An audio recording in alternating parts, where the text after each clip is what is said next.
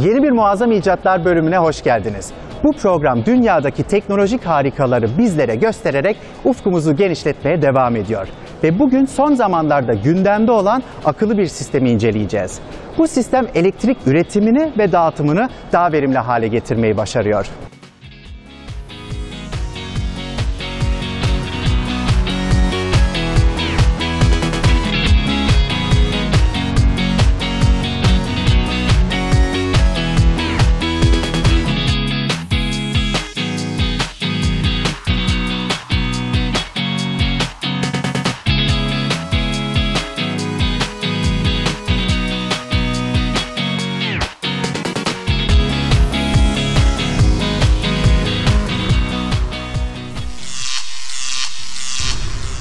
Günümüzde elektriğimiz merkezi bir üretim santralinde üretilir, dağıtılır ve bize ulaştırılır. Bu dağıtım sistemi hemen hemen bütün dünyada 40-50 yıldan beri uygulanır.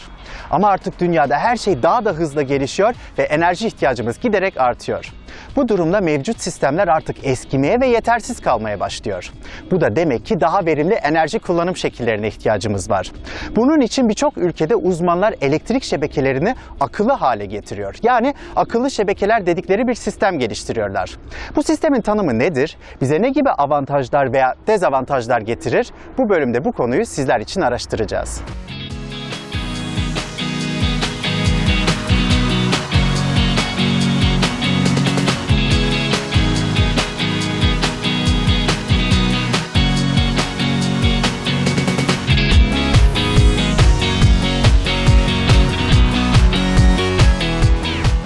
Hepimiz şunu biliyoruz ki çağımız bilgi çağı. Ciddi bir bilgi ekonomisinin yanı sıra akıllı teknolojilerle bütünleşen ve neredeyse tüm süreçleri otomatikleştiren icatlar etrafımızı sardı. Bunların hepsi elektrik sayesinde böyle bir zekaya sahip oldular. Bu cihazları elektrik yönetir. Ancak tersi de olabiliyor. Yani elektriği de yöneten cihazlar geliştiriliyor. Bunların fonksiyonunu daha iyi anlamak için öncelikle geçmişe gidelim. Ve çağımızın en önemli enerji çeşitlerinden biri olan elektriğin tarihçesini kısaca bir inceleyelim.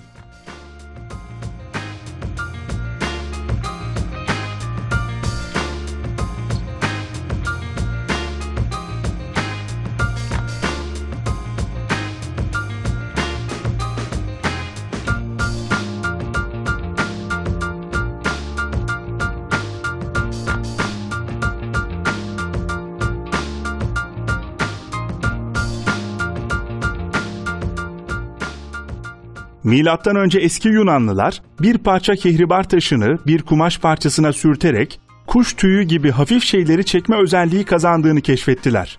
Ancak bunun elektrik sayesinde gerçekleştiğini bilmiyorlardı. 16. yüzyılda bilim adamı William Gilbert elektriği araştırırken statik elektrikle magnetizma arasındaki ilişkiyi keşfedip elektrik yüklerinin eksi ve artı olarak belirlenmesi gerektiğini açıkladı. Üzerinden neredeyse 200 yıl geçtikten sonra 1767'de İngiliz kimyager Joseph Priestley, elektrik yüklerinin aralarındaki uzaklığın karesiyle ters orantılı olduğu takdirde birbirlerini çektiklerini buldu. 19. yüzyılın başında İtalyan fizikçi Alessandro Volta tarafından elektrik pili icat edildi ve bilim alanında yeni bir çağın başlangıcı oldu.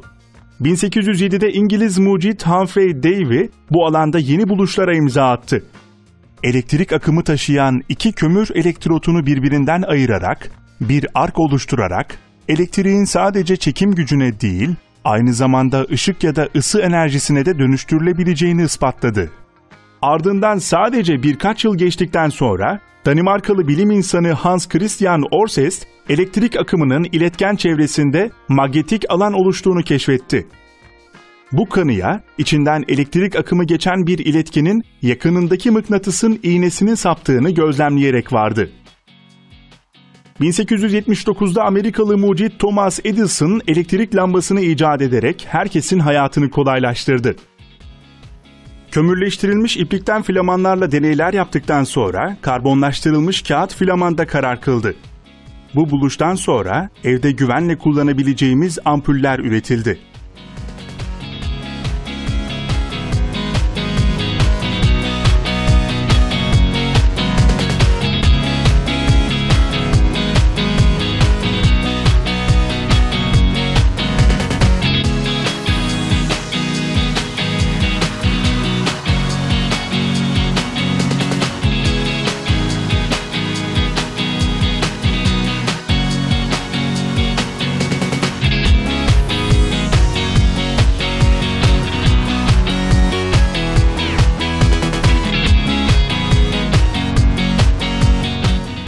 Günümüzde elektrik dağıtım ve iletim şebekeleri sayesinde tüketiciye kolayca elektrik ulaştırılır.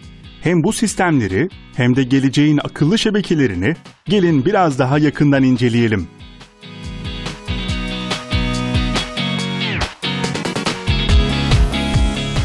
Günümüzün güç sistemleri 1883 yılında Nikola Tesla'nın yayınladığı dizayn esaslarına göre kurulmuştur. O zamanlar merkezi üretim, talep kontrolü ve tek yönlü iletim sistemleri mantıklı olmasına karşın günümüz ihtiyaçlarına göre artık demode olarak ifade edilmektedir. Dünya çapında kullanılan elektrik iletim sistemi kesin olmamak kaydıyla 130 yaşındadır. Akıllı şebekeler birçok bilim insanının üzerinde çalıştığı, faydalı olacağı düşünülen yeni bir teknolojidir. Akıllı şebeke, elektrik ağının dijital teknolojiye entegre olması ve böylece elektrik üretiminin ve dağıtımının koordine edilmesine denir.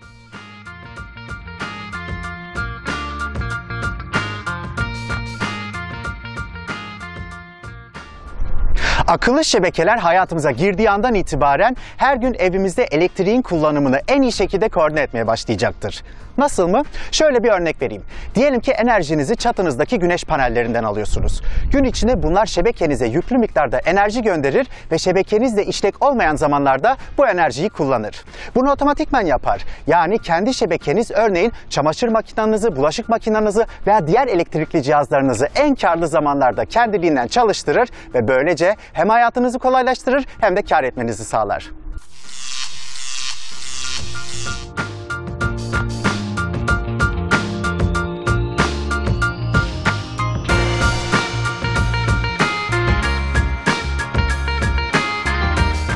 Peki akıllı şebekeler evimizdeki cihazları nasıl otomatikmen çalıştırır? Öncelikle şebekelere bilgi transferi sağlayan alıcılar ve sayaçlar yerleştirilmesi lazım. Trafolara rüzgar çiftliklerinden, sanayi bölgelerinden ve yerleşim alanlarından veriler ulaşır. Bu veriler aynı anda trafolar sayesinde şebekeler tarafından algılanır ve bu doğrultuda elektrik tedarik etmesini sağlar. Bir örnek vermek gerekirse, bir rüzgar çiftliği meteoroloji verileri doğrultusunda bir sonraki gün 180 megawatt enerji üreteceğini şebekeye bildirir. Şebekeye yerleştirilen sayaçlar, bilgisayarınıza veya cep telefonunuza gün içinde ne kadar elektrik tüketebileceğinizi haber verir. Ardından evdeki otomasyon merkezi gün içinde elektrik fiyatı ve evdeki insan sayısı doğrultusunda salon radyatörünün ısısını kısabilir. Ya da havanın sıcak olduğu bir günde evin ısınmasını sadece güneş panelleriyle sağlar ve elektrik şebekesi o gün tamamen devreden çıkar.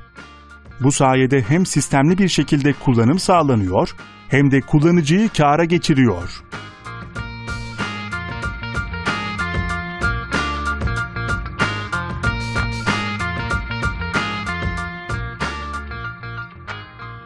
Akıllı şebekeler hakkında daha ayrıntılı bilgi almaya ne dersiniz? O halde gelin hep beraber bu konu üzerinde çalışmalar yapmış olan uzman bir ekibi ziyaret edelim. Bana bugün akıllı şebekelerle ilgili temel bilgileri ekibin başkanı olan Bay Fen verecek.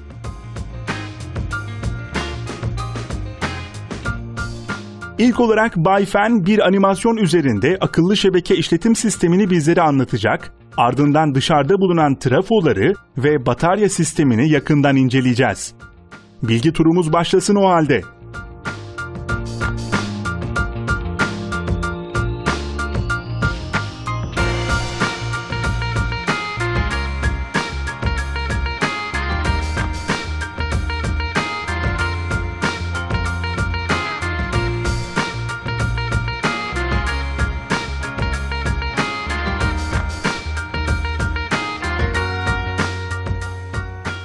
Evet, burada komple bir animasyonla bugünün durumunu görüyoruz.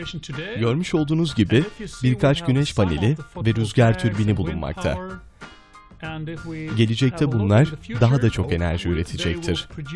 Bundan sonraki adımda rüzgar ve güneş enerjisi daha da çoğalacak. Bunlar için önemli verileri ve bilgileri almak için kontrol sistemlerine ihtiyacımız olacak. Şebekeler, telekomünikasyon ve radyo sistemleri üzerinden gereken verileri alırlar. Ayrıca uydularımızdan hava durumu tahminlerini de almamız gerek. Bunlarla beraber tüketicilerin ne zaman enerjiyi kullanacaklarına dair tahminlerde bulunabiliriz. Enerji istasyonları ve arabalarda bile bulunan enerji depoları sayesinde bu tahminler kontrol edilir. Gelecekte bunun gibi bir sistemle, yani tahminler ve enerji depolarıyla bağlantı kurup enerji üretim planları yaparak bütün sistemi geliştirebiliriz.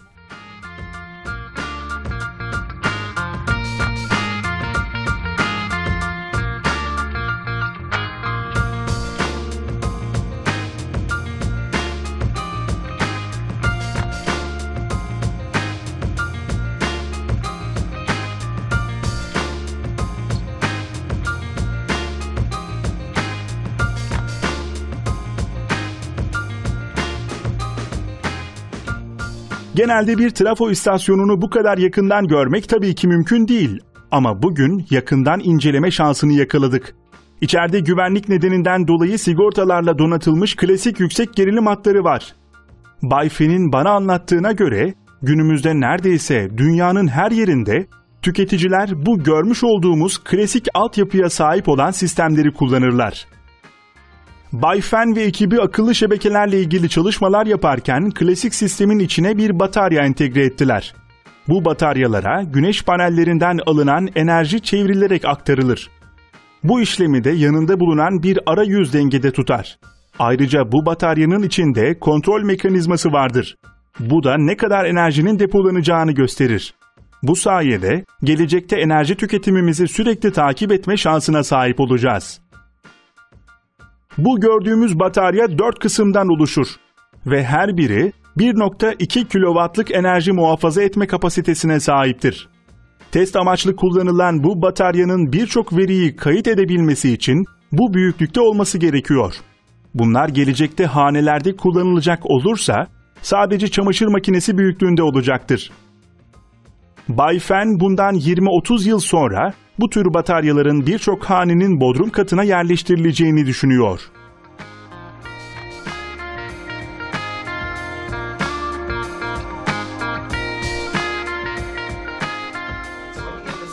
Yani bu teknoloji gelecekte tüm dünyada yayılacağı anlamına mı geliyor? Hemen hemen öyle olacak. Özellikle rüzgar enerjisi, güneş paneli ve biyokütle ile enerji üreten ülkeler bu küçük depoları kullanacaklar. Dışarıda gördüğünüz daha büyük olanıdır ve en büyükleri de elektrik üretim tesislerinde bulunur.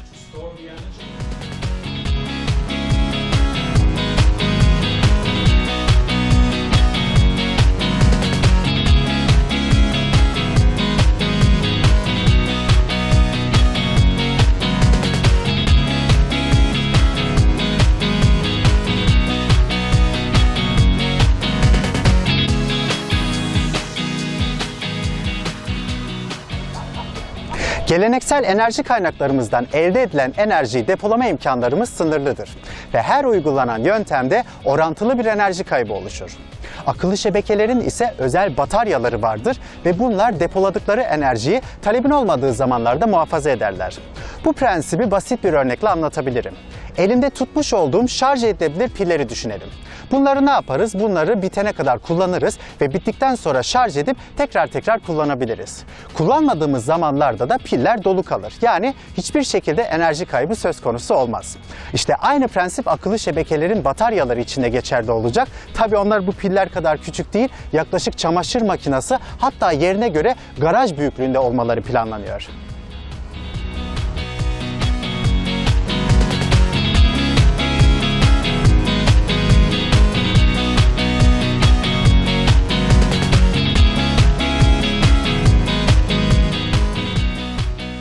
Devam edip kontrol merkezine geldik. Operatörler ekranda bölgenin tüm tedarik alanını izlerler. Bu ekranda gördüğümüz devasa şebeke ortalama her 500 metrede bir inşa edilen yaklaşık 4000 trafo istasyonunun bulunduğu bölgeyi gösterir. Her biri hemen hemen aynı boydadır ve yaklaşık bir garaj büyüklüğündedir. Ayrıca gelecekte bütün trafoların içine bataryaların entegre edilmesi planlanıyor. Bu bataryaların en küçükleri yerleşim alanlarında, orta büyüklükte olanları iş yerlerinde ve en büyükleri ise güneş ve rüzgar enerjisi üreten tesislerde kullanılacaktır.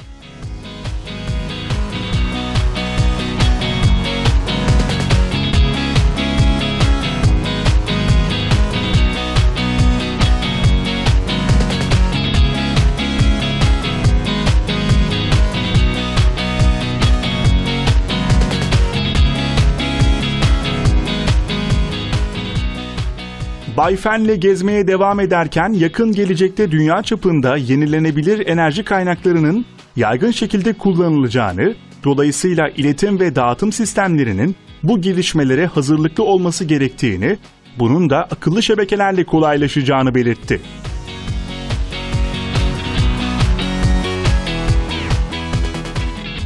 Mevcut şebekelerin akıllı hale getirilmesinin faydaları bununla bitmiyor. Örnek vermek gerekirse, böyle şebekeler sayesinde Amerika Birleşik Devletleri'nde karbon emisyon miktarı %25 oranında düştü. Bu da yaklaşık 130 milyon aracın yollardan çekilmesiyle eşdeğerdir.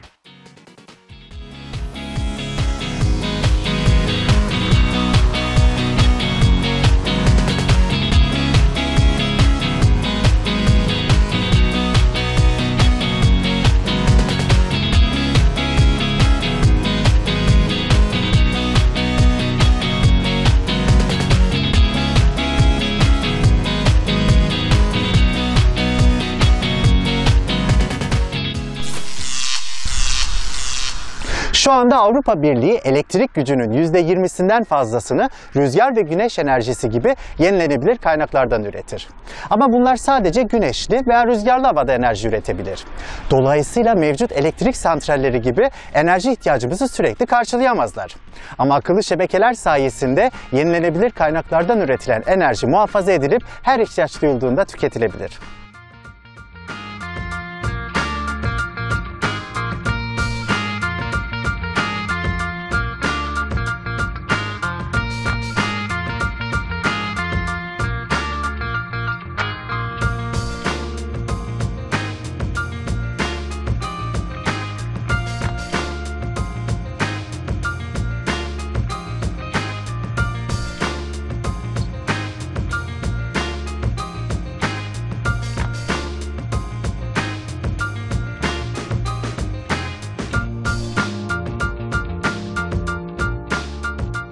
Belki de en önemli soru akıllı şebekeler hayatımıza ne zaman girecek ve bizler bu sisteme ne kadar uyum sağlayacağız?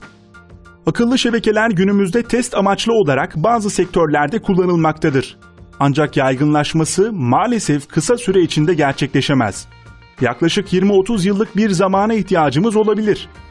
Mevcut elektrik sisteminin akıllı şebekelere uygun bir şekilde entegre edilmesi gerekiyor. Ayrıca akıllı şebekeler için yasal düzenlemelerin ve standart yapıların belirlenmesi şarttır.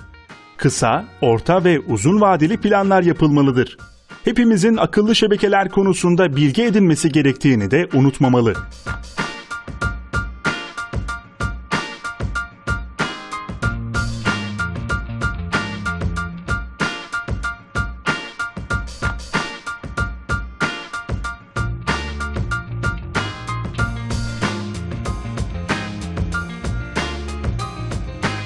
Rüzgar türbini, güneş panelleri, biyogaz ve çöp yakma sistemleri gibi yenilenebilir enerji kaynakları, akıllı şebekeler için daha kaliteli enerji çeşitleridir. Avrupa Birliği Enerji Portalı'nın yaptığı araştırmaya göre, en büyük karbon emisyon kaynağını oluşturan fosil yakıtlar şu sıralamaya göre bitecek. Doğalgaz 2068'de, petrol 2047'de, kömürse 2140'ta. Bu tarihler çok da uzak değil. Daha yaşanabilir bir dünya için temiz enerji kaynaklarına geçiş yaparak daha tutumlu bir şekilde kullanmalıyız. Yenilenebilir enerjiler hem doğaya faydalıdır hem de gelecek için önemli bir enerji kaynak çeşididir. Şunu da unutmamalı, akıllı şebekelerin altyapısı için en uygun enerji kaynağı yenilenebilir olanlardır.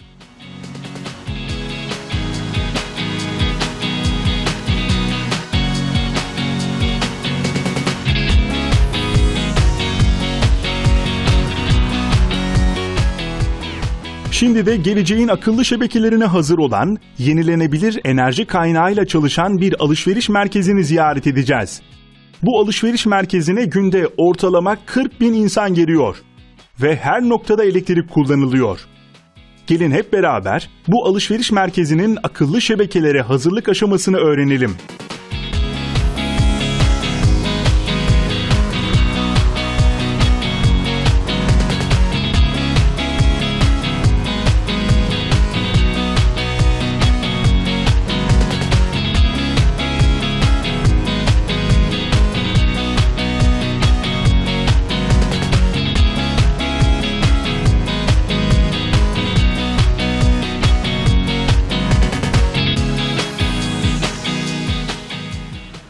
Ortaklarımızdan yani tedarikçilerimizden yeşil enerji satın aldık. Bu bizim için çok önemli bir nokta. Çünkü biz sürdürülebilirliğin üzerine yoğunlaşmaktayız. Yeşil enerji alarak çevre korumasına katkıda bulunuyoruz. Ayrıca çatıya güneş panelleri yerleştirme fırsatını yakaladık. Bunlar geniş bir alanı kaplıyor. Yani 3400 metrekare genişliğinde etkin bir güneş paneli alanından söz ediyoruz. Ve bu güneş enerjisi sistemi yılda ortalama 600.000 kilowatt üretir.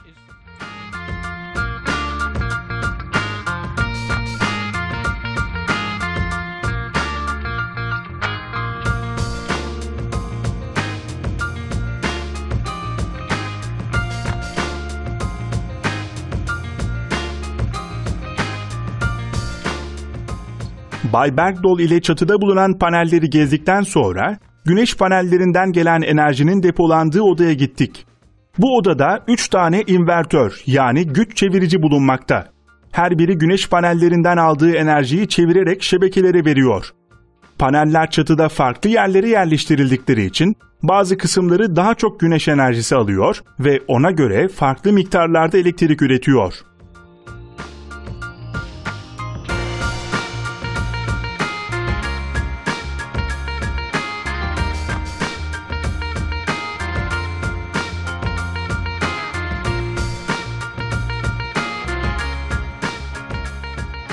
Böylesi bir alışveriş merkezinde klimalar, ışıklar, güvenlik sistemleri gibi elektrikle çalışan tüm her şey yenilenebilir enerji kaynakları kullanılarak karşılanıyor.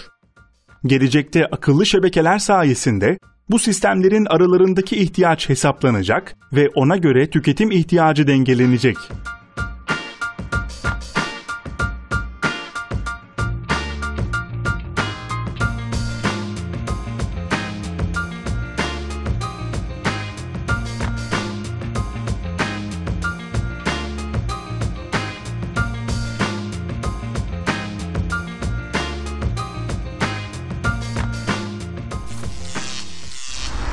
Dünya Bankası temiz enerji üretimi ve akıllı şebekelerin birçok ülkede yaygınlaşması için toplamda 5,2 milyar dolarlık bir fon ayırmıştır.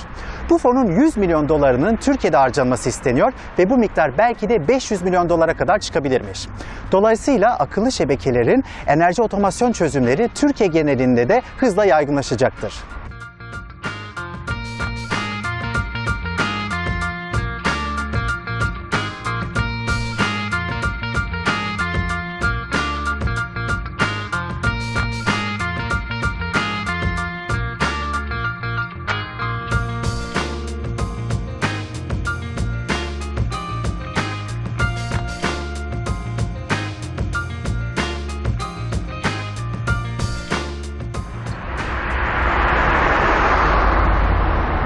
Arabamıza her benzin doldurduğumuzda yükselen benzin fiyatlarına şaşırmadan duramıyoruz.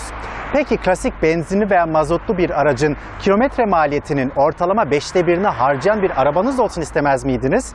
İşte bunu elektrikle çalışan arabalar sağlayabilir ve bunlar akıllı şebekeler sisteminin içinde yer alır. Prensibi gayet kolaydır. Aracınızın yakıt hücrelerini özel istasyonlarda veya evinizde elektrik fiyatlarının düşük olduğu saatlerde depolayıp aracınızı ortalama 60 kilometreye kadar kullanabilirsiniz. Kullanmak istemediğiniz zamanlarda da yakıt hücrelerinde depolanmış olan enerjiyi tekrar evinizdeki şebekeye aktarıp orada kullanabilirsiniz ve her halükarda tasarruf edersiniz.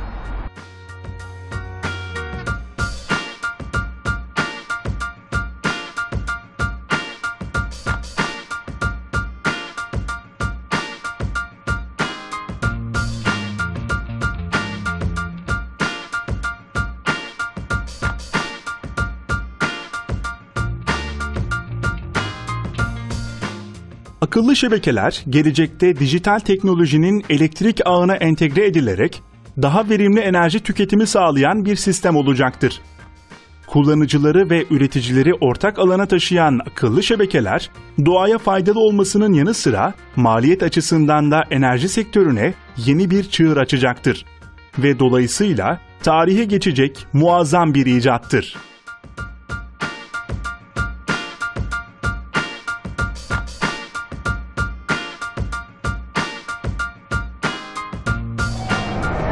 Bugün modern bir elektrik ağının kendisine bağlı olan bütün cihazları nasıl bir şekilde koordine ettiğini hep beraber öğrendik. Acaba bu şebekeler ileride bizim yerimize ne zaman enerji tüketeceğimize dair kararlar verebilecekler mi? İşte bunu zaman gösterecek. Bir dahaki sefere tekrar görüşmek üzere. Hoşça kalın.